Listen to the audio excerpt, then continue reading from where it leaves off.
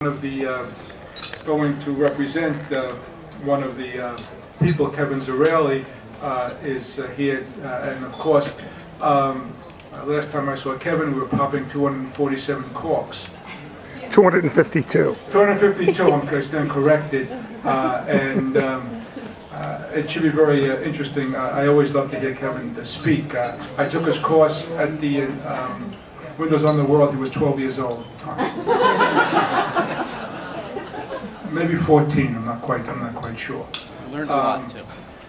But Kevin will present one of the awards, and without any further ado, I can say a lot about Kevin. Everybody knows who he is. So Kevin Gerald.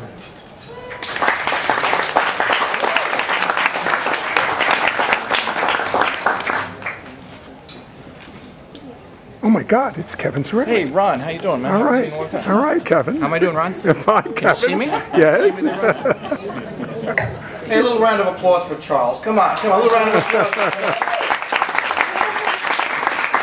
and I appreciate the fact you brought up my class, but the other problem is he failed the class. So he didn't bring that part up because he was drinking all the wines long before we were supposed to drink them. But I'm here tonight on behalf of Jerry Boyd, and I'd like to, actually, he gave me his speech that he wanted me to read, so I'm going to read it verbatim if I may, and he does a good job. He's got the heading, Hall of Fame Acceptance, June 2011. I like that. And I'm going to read it exactly the way he put it. I asked my old friend Kevin Gerald to read these few words tonight for two reasons. The first and most obvious is I'm not here to do it myself. Jerry, are you here? Come on. If you're here, come on up. That's for Jerry. You send that over to him. Okay? The second reason is Kevin and I share some history in the development of wine appreciation in the United States. In the late 1960s, while living in Colorado, I decided to try my hand at wine writing. Only a handful of wine writers were active then, concentrated on both coasts, with the exception of America's first woman wine writer, which I'm sure many of you remember, Ruth Ellen Church in Chicago. I think it's always nice to give tribute to those first writers that we all are here for that reason. Today, there's no telling how many people are writing about the pleasures of wine, a positive sign that consumers are thirsty for more knowledge and tasting experiences. Eventually, by the way, this is a 20-minute speech. I don't know if I brought this up here right now, so just keep drinking. Don't worry about it, right? We got plenty of time, right? It's not actually. Jerry's very good. Eventually, with all that writing and exposure, the floodgate opened with wine flowing everywhere in America's major cities. As a matter of fact, in 1970, there were 600 wineries in the United States of America. In the United States of America, today there's over 6,000. So the revolution has taken place over the last 40 years. One person who knew a trend when he saw one, I'm reading it verbatim, is Kevin Gerald, founder of the Windows on the World wine course. I helped him write it, actually. Let's be truthful about this. I wanted to get my name in as many times as possible. In the late 1970s, Marvin Shanken. Ooh.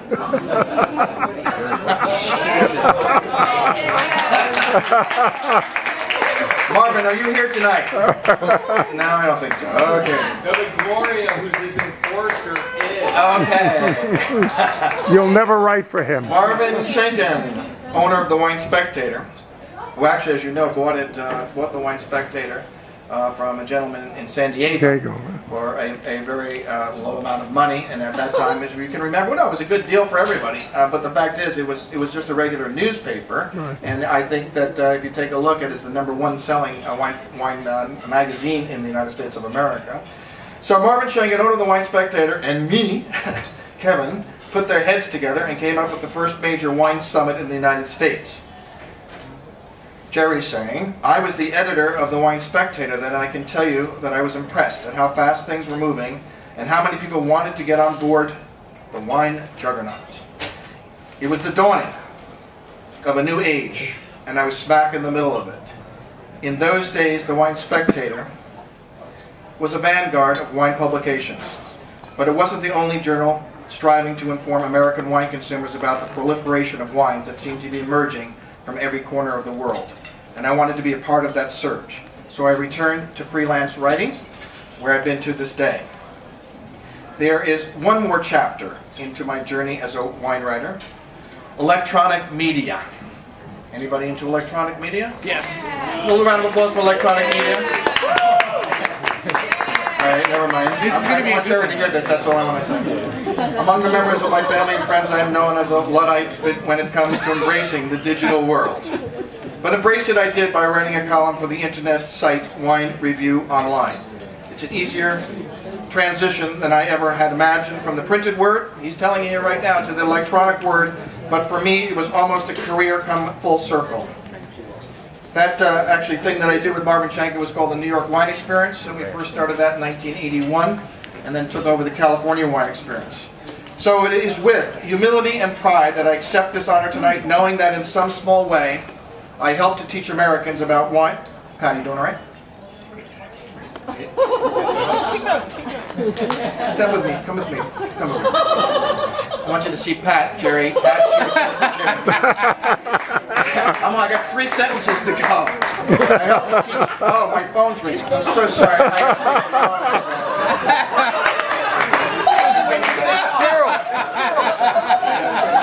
phone. It's Jerry Boyd. That's my 12-year-old daughter who will never talk to me again now. Okay. I help to teach Americans about wine and encourage others to try their hand at wine writing. My thanks to the Wine Media Guild for recognizing my contributions, and to Kevin Israeli for helping me to open one small window into wine's past history. Thank you, Jerry Boyd. A little round of applause for Jerry. Come on.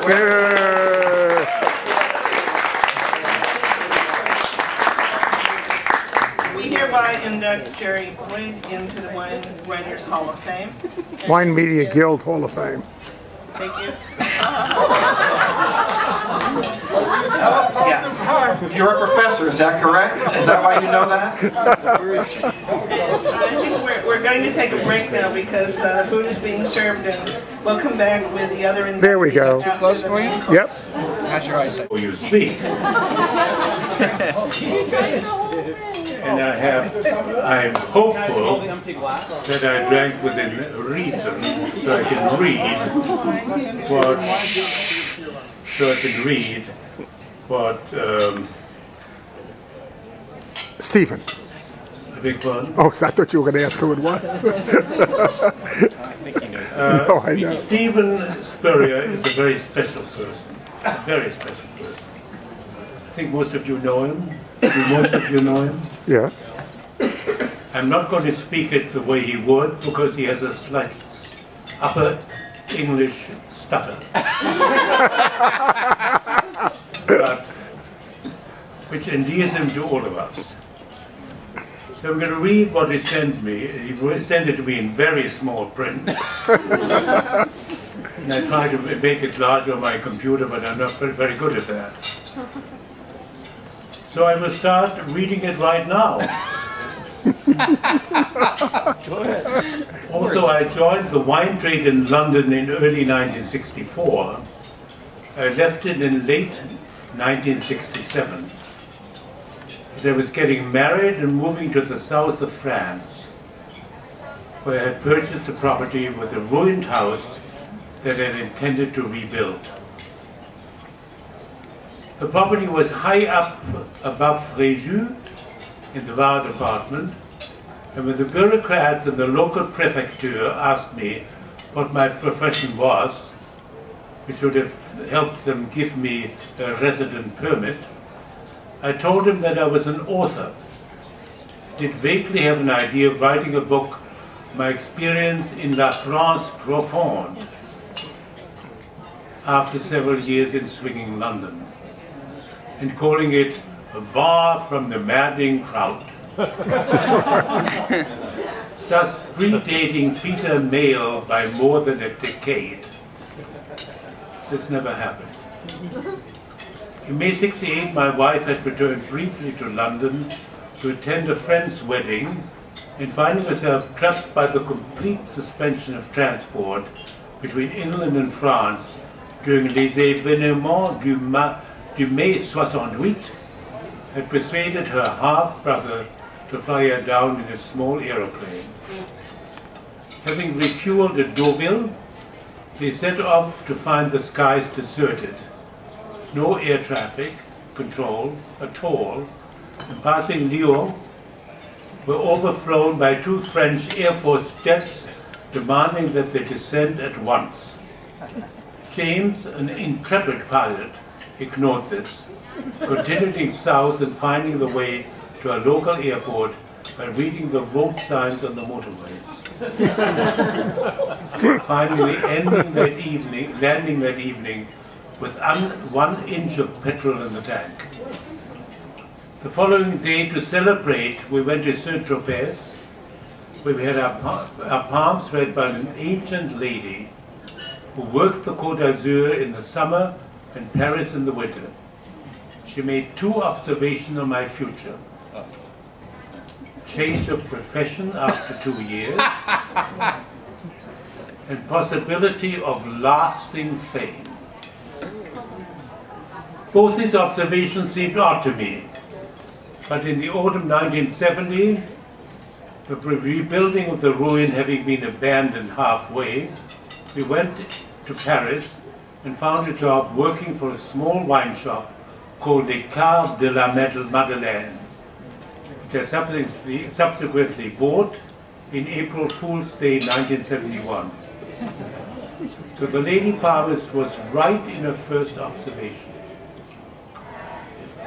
Now that I have the honor of being elected to the Hall of Fame, she's watching tonight from the great palm reading room in the sky, to receive that 43 years on, she was finally right about the second statement. I have to admit that some fame came earlier, following the Paris tasting of 1976, which accurately described in George Taper's 2005 book, The Judgment of Paris, and inaccurately recorded in the movie Bottle Shop. The final 4 lines in Taper's book are, looking back on a lifetime spent around wine, Spurrier says, I'm still totally 100% in love with wine. The wine trade and the people in it. I've been very fortunate indeed. The wine has brought me more than I could ever have imagined. This is even more true today with the great honor of this award. Thank you very much.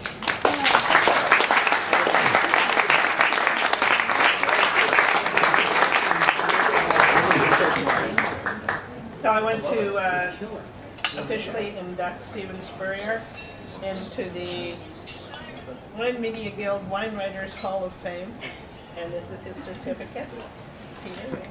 Thank you very much for Stephen.